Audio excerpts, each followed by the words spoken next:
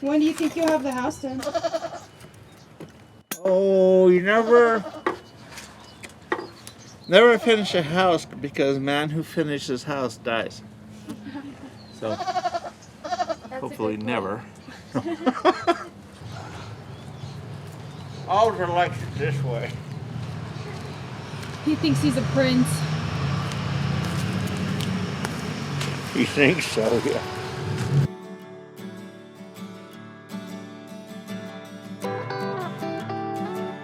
When I come home, it's like you're on vacation all the time, just coming back to Virginia City.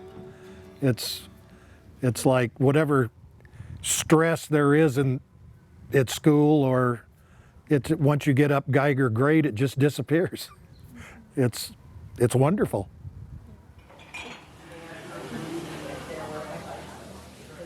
I've lived in Virginia City since 2012, so 8 years. And what made you stay here?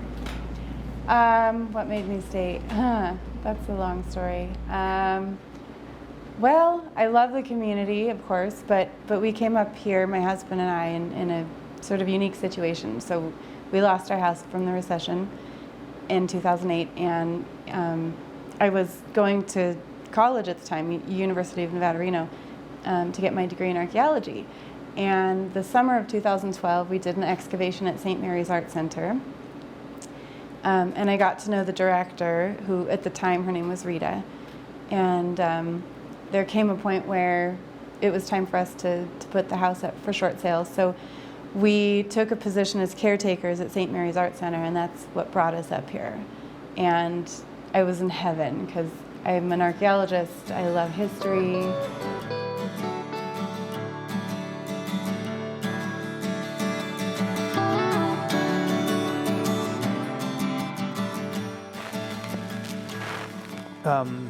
Can we cut for a second and turn that off? Yeah, I'm sorry. That's being the emergency manager, that's just part of my life. And it could go off on the side of my belt here too. I'll turn that off for a second. Problem is I probably won't remember to turn it back on. There are not very many people in the community that are long time residents. That go back as far. There's a couple of 3 or 4 families here that go back farther than our family goes back. But there are a lot of people in the community that are very recent. And I say recent, I'm talking 10 years. 10 years, 15 years. They seem to think they've been here a long time when they do that, but they don't know. So. Well, a couple of things. I came to Virginia City. I was on a motorcycle trip back in the early 90s. Fell in love with the town. And then as time went on, in conjunction with what I do for a living, I design and build machinery down in Ventura, California. And predominantly farm machinery. And as time went on, the California Air Resources Board started to make everybody's equipment illegal, like big crane trucks and big welding machines. Anything that was older than 2010, you either had to destroy it, sell it, or update it. And at the stage of my life, I wasn't going to go out and spend a few $1 million. It was just easier to move out of the state of California. So I thought I had loved Virginia City so much that I moved here. I've been retired since 2006, so it's not really good for me. I'm kind of a lazy guy. But know all the stories. I know my mom's story. She got here in '76 to get away from California taxes. So we stayed there for a while. My husband was a chef, and he got a job at a restaurant on C Street, the main street here, and just blew everyone away. So just sort of like a whirlwind. One of the owners of a bed and breakfast in town had this gorgeous, beautiful restaurant that was not being used. So he approached my husband and said, "Do you guys want to open a restaurant?" And my husband said, "Yes." So we opened a restaurant. We called it Core at the Cider Factory. That's why we ended up staying. And we fell in love with the community. I mean, the people in this town we're just, I always say we're one big dysfunctional family. And I speak of my husband in past tense because he passed away this year in July. And I miss him very much. And so I've become a single woman business owner sort of unexpectedly, which comes with its own issues, right?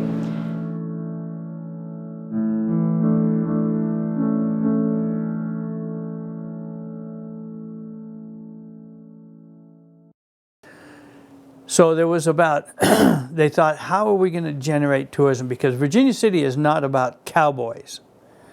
Virginia City is about mining and the mining industry and miners and their lives and the people that were behind the mining industry, the grocery store owners, the drugstore owner, the doctors, the lawyers, the lumber mill guys. I mean, all of the middle-class, normal people that have to back up any kind of a industrial setting in the world. So in order, they thought, to be able to help bring on some tourism factor, there was about 4 ladies, which one included my mother, started inventing or making up ghost stories. And they made up these ghost stories because they wanted to generate that interest that people have in things like ghost stories. Many of those stories I hear regurgitated back to me by visitors that come into the community. And they say, well, yeah, you know, we're here. We heard that there was this ghost event that occurred in building XYZ and this, that, and the other thing.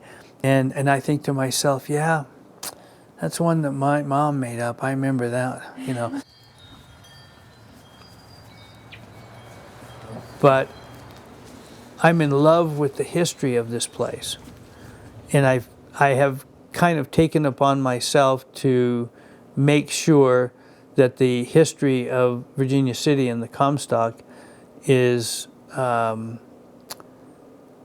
can't think of the right word, I guess, but it is so that it is maintained and continued to be put forth so that the people understand the history. You know, you get this millennials thing, and I don't know if you guys are classified in millennials or not, but you get that millennials don't seem to have an interest in antiques, in history.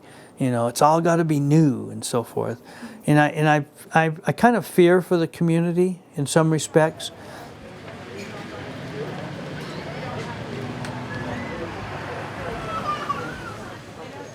We were supposed to originally have 2 restaurants. A mine shaft, this is all true, okay? A mine shaft like opened up in the highway between Carson City and Virginia City. The highway was not drivable, and they closed off access from Virginia City to Gold Hill and from Carson City to Gold Hill. And so we had to, you know, basically close that business down. So that meant that we just had this location, so just the one restaurant, right? But good things came of that because people come down here to talk about things that are going on in town or things that are going on with our local politics. Fundamentally, we're all here for each other, and we don't really like change. I would have to say that's an accurate statement. It's an accurate statement in that the older people that live here, it's not so much that I don't think that they don't like change, but maybe you could term it that way. I think it's more, and I bet you'd find this any place within any senior community, that it's more maybe a fear of change as opposed to not liking change. I think of that as 2 different sort of things. But from my standpoint, change doesn't bother me, and I can move forward with change. I mean, I'm 75 and I can use a computer just as well as the next guy. So my husband was a very interesting, very intelligent, very talented man, and he had a way of like pushing boundaries, okay? Whenever he did something that was sort of off kilter, it ended up working. So we had belly dancer, and and it worked out really well, and people loved it. We used to have a magician. Debbie Destiny is her name. She's my friend. And she would come and do magic for people for breakfast.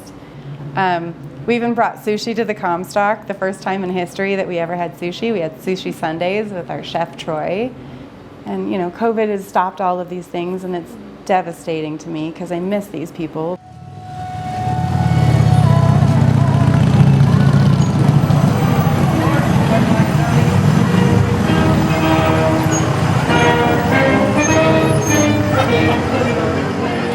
Election era, this period of time right now, October, the end of October, or middle October, 2020, right?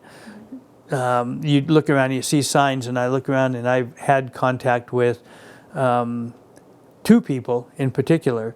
One primarily that as a young child lived here with his parents, and then he moved away and was gone 25 or 30 years. And has come back to the community and said, well, I learned everything I need to know in California, and now I'm going to fix Virginia City. And so he's running for office, which he certainly has a right to do.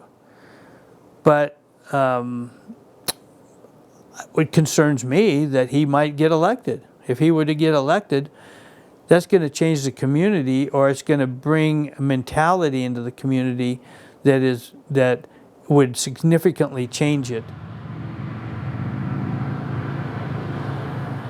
I think there will be, depending upon who gets elected, in whether here national or whatever, locally, everybody will be upset for a while, and then they'll kind of eventually morph into it and begin to accept things. That's the way Americans are.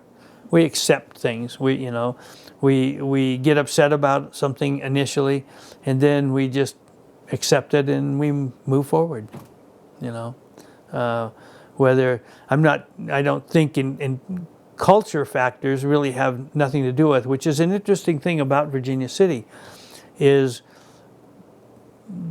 individuals from other cultural environments can move into Virginia City, and in fairly short order, if they become involved in the community, will be totally accepted, regardless of what their cultural background is.